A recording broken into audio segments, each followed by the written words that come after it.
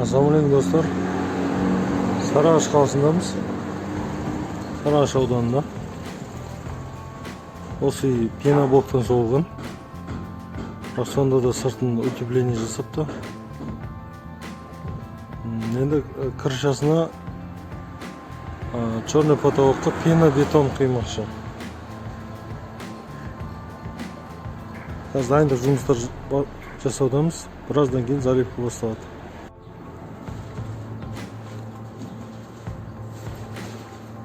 Бұл жерде балкаларды негізі дұрыс қоймаған.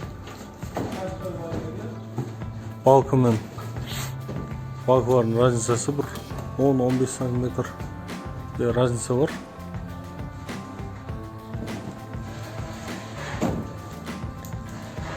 Балкын үстіне шығарып жүрген кезде жоғары жақта борт жасап қою керек.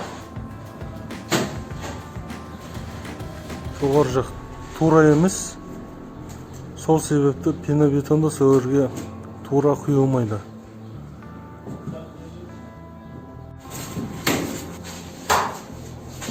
Мына жерінен де байқасақ болады.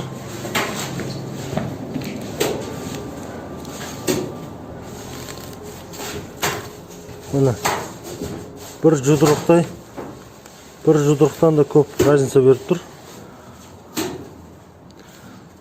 Мына жерге құйылған пенобетон алдына осы ағаш дайындап отқан кезде бұлай борт жасап қою керек.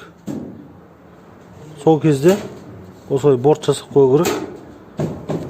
Борт жасамасаңыз мына жерде пенобетон мына жаққа ағып кетеді.